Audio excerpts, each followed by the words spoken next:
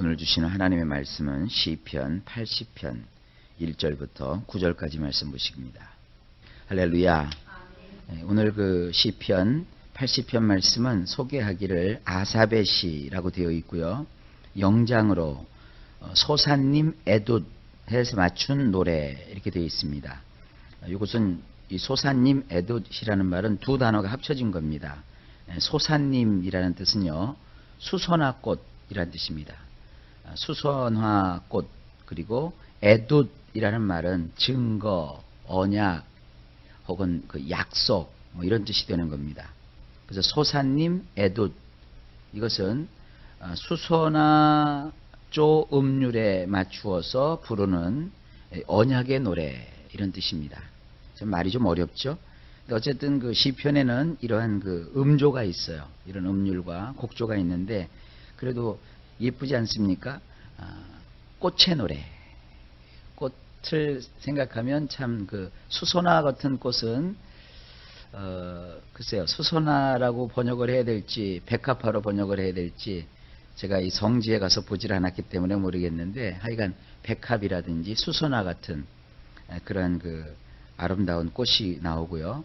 그 꽃의 음률에 맞춰서 하나님이 주신 그 언약을 기억하며 부르는 그런 노래로 생각할 수 있습니다.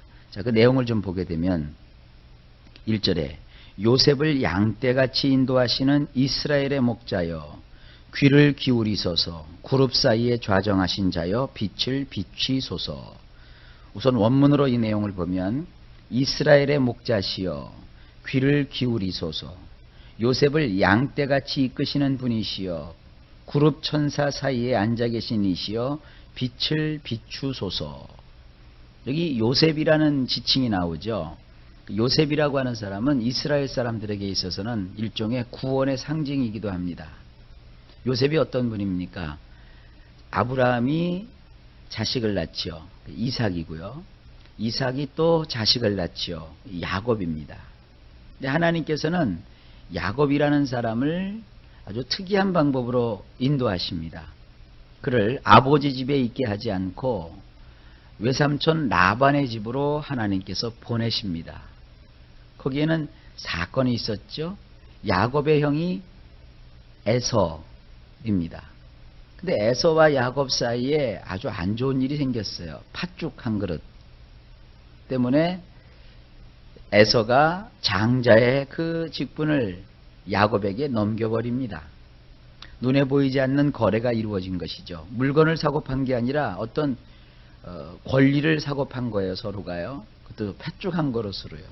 근데 에서라는 사람은 그 장자권이 가지는 그 중요성을 전혀 알지를 못하고 우습게 여겼던 거예요.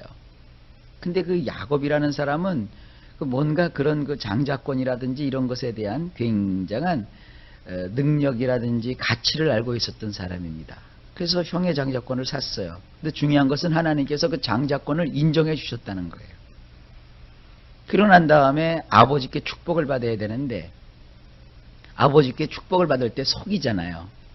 야곱이 그 어머니하고 짜고 팔에다가 칭칭칭칭칭칭칭 양털을 감고 또 온몸을 그렇게 장식을 하고 형이 뿌리는 그런 냄새를 내게 하고 그러나서는 아버지 앞에 들어가서 눈이 어두워진 야곱이 그 이삭이 야곱을 마음껏 축복을 합니다. 나중에 이 사실을 알고 에서가 와가지고 뭐 대노를 하죠. 그리고 아버지께 막 하소연을 하죠. 그러나 이미 그 이삭은 내가 이미 할 축복을 다 해주었다. 너에게 남은 축복은 없다. 그렇게 얘기를 하잖아요. 그러니까 이 에서가 화가 머리 끝까지 올라요. 그래서 이놈의 동생 잡아서 죽인다고. 그러니까 얼른 리브가가 그 아들을 피신을 시켜요. 자기의 친정집으로 보내는 것이죠. 자기 친정집이 굉장히 먼 곳에 있었거든요. 지금으로 치면 이제 이라크 지역이죠. 그쪽으로 보내요. 야곱이 그곳으로 가서 이제 하나님과 함께 또 동행하기 시작합니다.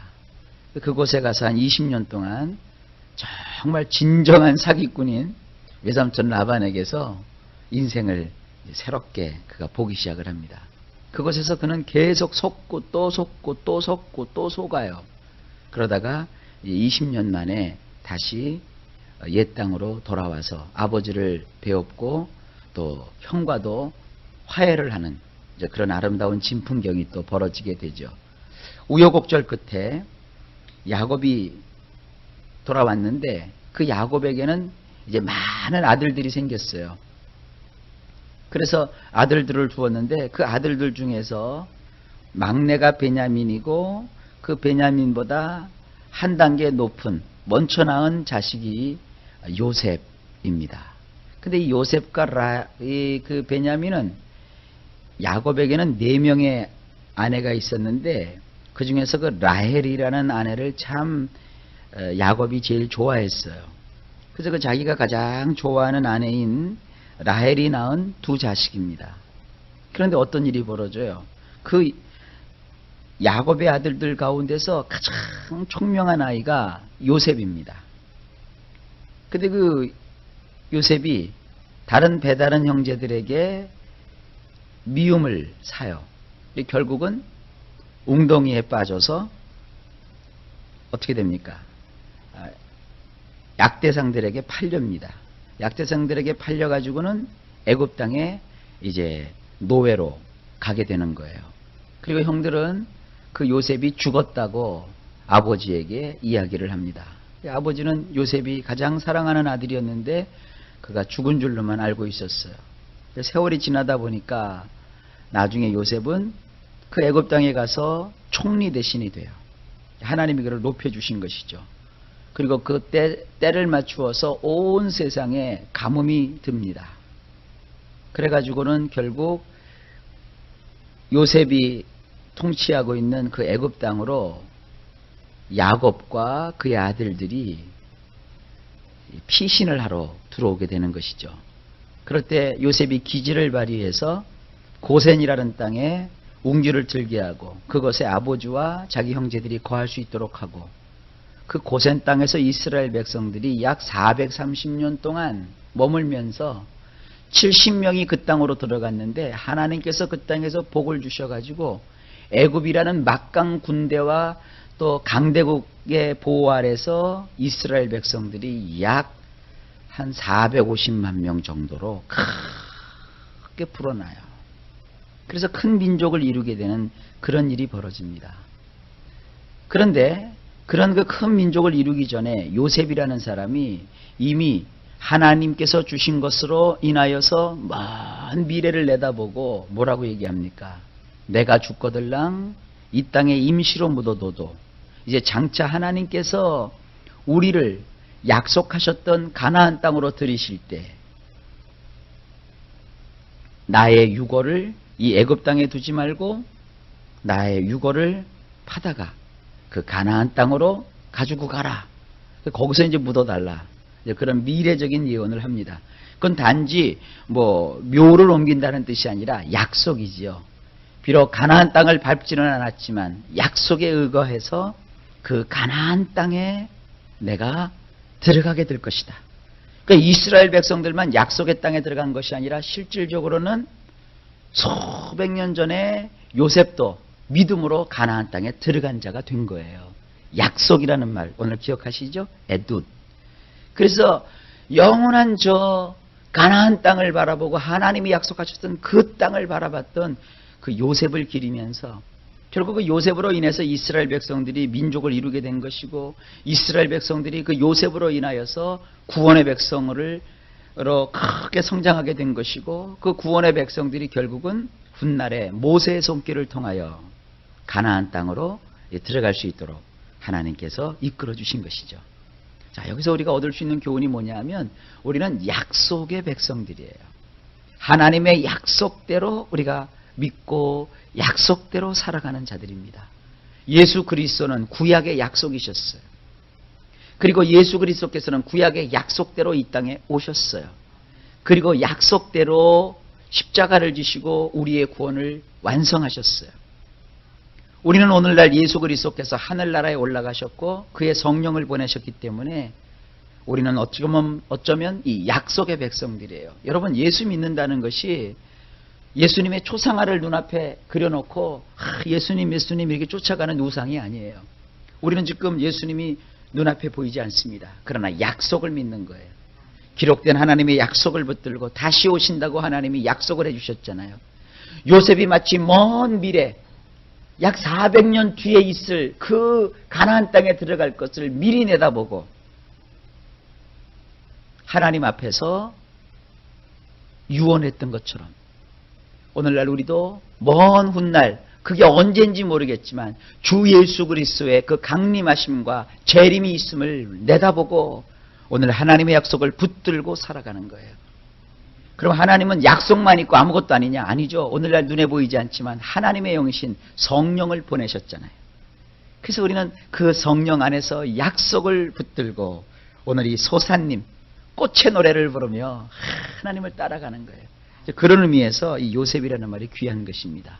그래서 이 시편 80편 전체는 우리가 이 땅을 살아가는 동안에 하나님의 약속을 받은 백성으로서 어떠한 삶을 살아가야 되는 것인지, 어떠한 마음은 자세를 가지고 살아가야 되는 것인지에 대해서 보여주고 있는 시편입니다. 자, 내용으로 들어가십시다. 1절은 아까 읽었는데 다시 한번 원문으로 보면 하나님은 이스라엘의 목자가 되시는 거예요. 근데 그 목자에게 귀를 기울여 달라고 간구를 해요.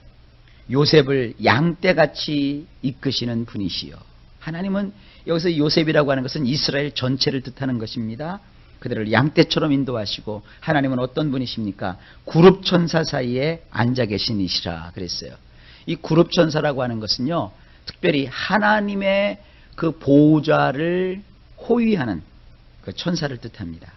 아주 굉장히 뭐라 할까요? 신분이 높은 그런 천사를 뜻합니다. 하나님은 그 그룹천사 사이에 앉아 계시다 그랬습니다. 이건 뭐를 상징하게 되느냐 하면 훗날에 법궤를 하나님께서 시내산에서 만들게 하시거든요. 출애굽한 백성들이 법궤를 시내산 앞에서 만들게 되는데 그 법궤를 보게 되면 이렇게 법궤라고 하는 것은 이 나무 상자에다가 금을 입혀가지고 상자각을 만들었고, 그리고 그 안에다가 아론의 쌍난, 나중이죠. 아론의 쌍난 지팡이, 그리고 만나가 담긴 항아리, 금항아리, 그리고 율법이 적혀있는 두 돌판을 집어넣고 위에다 뚜껑을 덮었어요. 근데 그 뚜껑은 금을 쳐서 만든 금으로 된 뚜껑입니다. 근데 그 뚜껑에 어떤 장식이 되어 있느냐면 뚜껑 가운데는 평평한 판으로 되어 있고 그 뚜껑 양 옆에는 그룹천사 두 분이 이렇게 날개를 마주하고 보는, 이 그룹천사는 날개를 가지고 있습니다. 되게 천주교에서는 천사가 다 날개를 달린 것처럼 새의 날개를 달아놨는데 이 모든 천사가 다 날개를 가지고 있는 건 아니고요. 특별히 이 그룹천사는 날개를 달고 있어요. 날개를 이렇게 쫙 마주보고 그 천사들의 시선이 그 판때기 가운데를 향하게 되어 있습니다. 금판때기예요. 그 판때기를 뭐라고 하느냐면 시은좌 혹은 시은소라고 해요. 그 시자가 뭐냐? 베풀 시자. 그 다음에 은혜 은자, 보좌 좌자예요. 그곳에 하나님이 앉아 계신다는 것이죠. 이것은 천국에서 하나님 나라에서 우리 하나님의 보좌를 이 그룹 천사가 둘러싸서 그 하나님을 호위하고 있는 것을 상징하는 것이에요. 그러니까 법궤라고 하는 것은 하나님이 좌정하고 계신 그 보좌를 상징하는 거예요. 지금 그것을 여기서 묘사하고 있는 것입니다. 그룹 천사 사이에 계신 분이시여 우리에게 빛을 비추어 달라는 그런 의미입니다. 자, 2절입니다. 에브라임과 베냐민과 므낫세 앞에서 주의 용력을 내사 우리를 구원하러 오소서. 원문도 마찬가지고요. 3절에 하나님이여 우리를 돌이키시고 주의 얼굴빛을 비추사 우리로 구원을 얻게 하소서. 3절을 원문으로 보면 엘로힘이시여 우리를 회복시켜 주소서. 그래서 주의 얼굴로 빛나게 하시어 우리를 구원하여 주소서. 언약을 가진 백성들은 하나님 앞에 이렇게 언약을 붙들고 회복을 소망하며 기도할 수 있습니다. 그래서 여기 보면 이 빛을 비춘다는 말이요 여러 번 나와요. 1절에도 빛을 비추어 주세요. 3절에도 빛을 비추어 주세요. 그리고 또 이 밑에 내려가다 보면은 계속 빛을 비추어 주소서 하는 말씀들이 나와요. 하나님께서 그 얼굴을 그들을 향하여서 빛을 비추어 주신다는 것은 구원이 임했다는 것이고 축복이 임했다는 것이고 하나님의 관심이 그들을 위해 머물러 있다는 것입니다. 하나님이 빛을 비추어 주심으로 나타나는 결과가 뭐냐? 그들이 구원을 받는 거예요. 7절에도 똑같이 나와요. 자, 우리 성경으로 보면 7절에 만군의 하나님이여 우리를 돌이키시고 주의 얼굴 빛을 비추사 우리로 구원을 얻게 하소서. 그렇죠? 원문으로 보면 모든 군대의 엘로힘이시여 우리를 회복시키소서. 그래서 당신의 얼굴로 빛나게 하사 우리를 구원케 하소서. 항상 그 구약의 표현을 보면은 하나님께서 그들을 향해서 관심을 가지시고 사랑을 가지시고 애정을 가지셔서 그들을 도와주시거나 구원하실 때 주의 얼굴 빛을 우리에게 향하소서. 주의 얼굴의 빛을 우리에게 비추소서. 주의 얼굴로 빛나게 하소서. 그래요. 이것도 우리가 자주 쓰는 표현이기도 합니다. 사람들을 만날 때 여러분 그런 표현 쓰죠. 아유, 너 요즘 얼굴에 빛난다.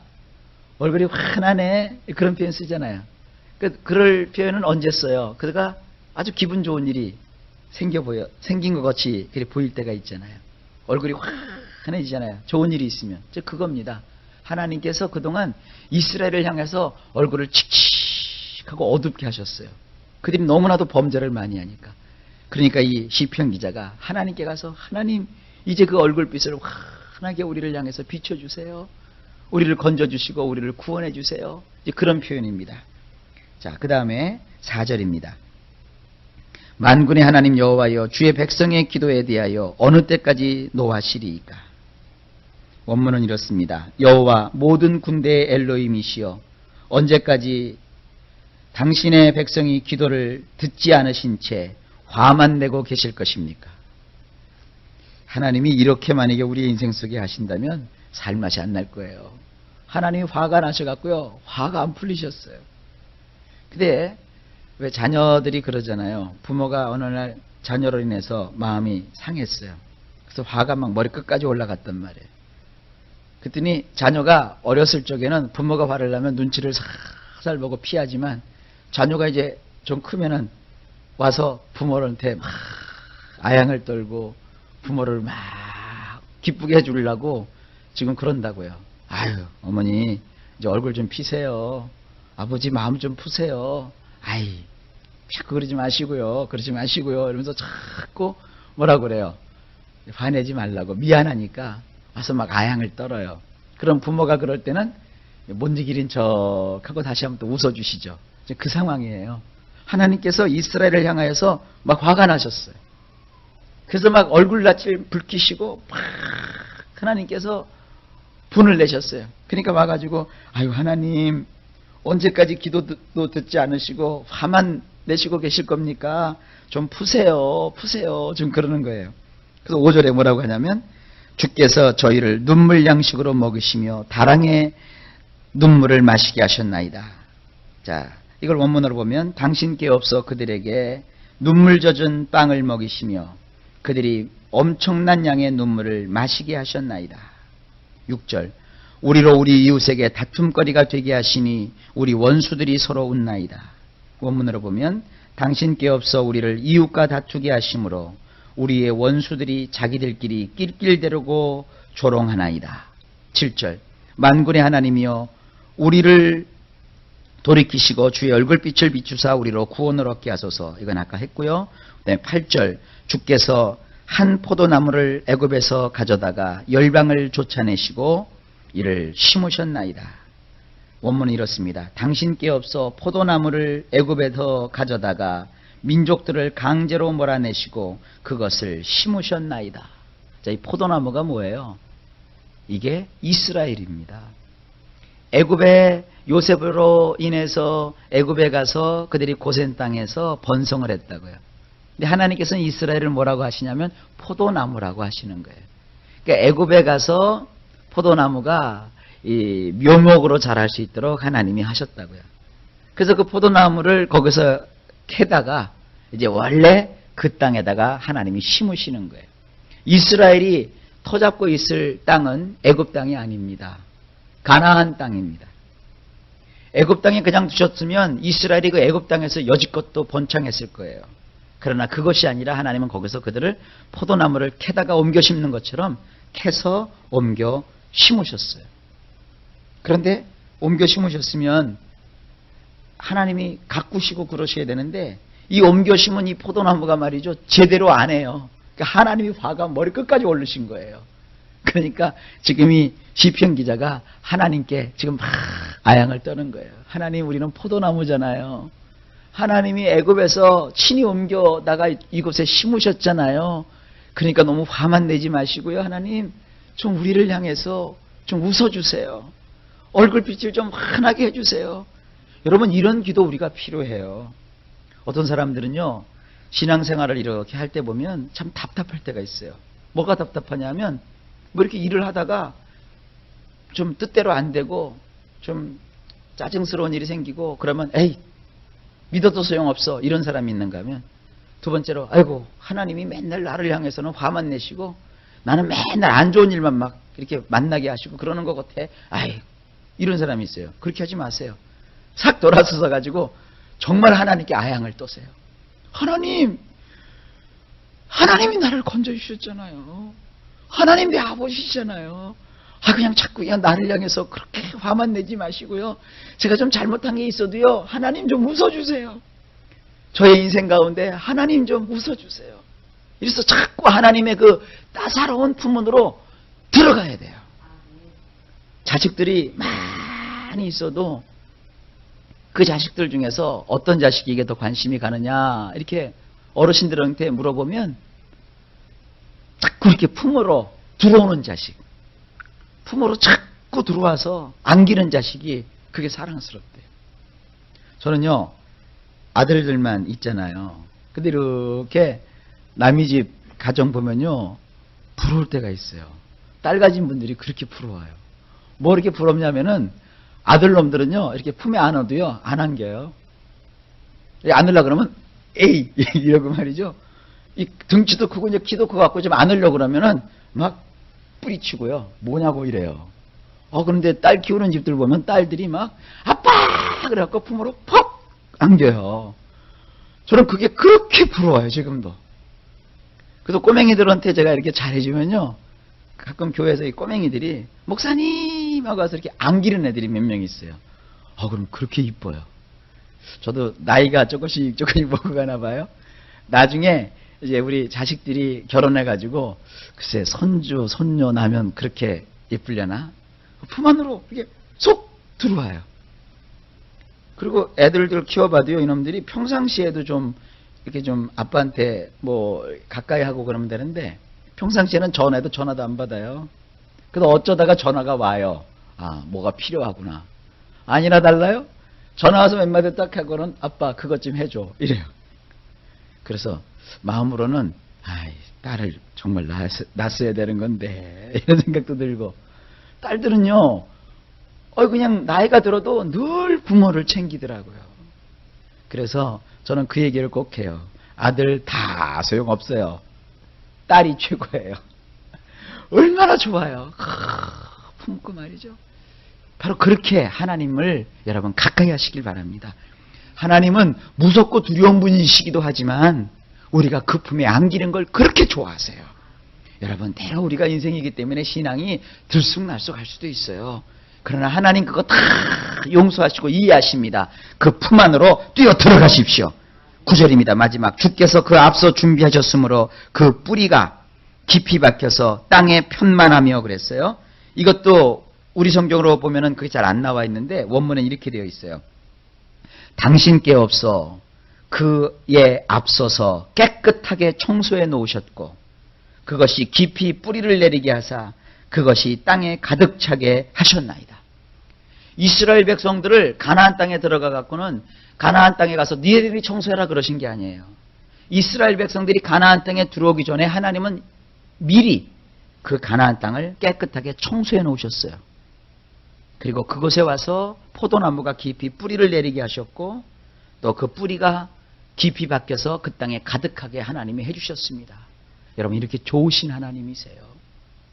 이게 얼마나 이 시편의 내용이 아름다운지 몰라요. 지금 여기 뿌리가 내린다고 그러잖아요. 꽃도 뿌리를 박아야 꽃이 피듯이 이스라엘을, 포도나무가 된 이스라엘을 하나님이 그 땅에 갔다가 뿌리를 내리도록 하나님이 다 이렇게 해놓으신 거예요. 근데 그 하나님이 지금 화가 나셨어요.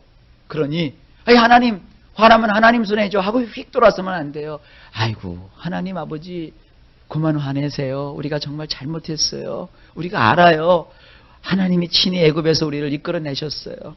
이것에 하나님께서 미리 다 준비해 주셔서 뿌리를 내리게 해주셨잖아요. 근데 우리가 잘못했어요. 하나님 용서해 주시고요. 다시 빛을 환하게 비추어 주세요. 하나님 웃어주세요.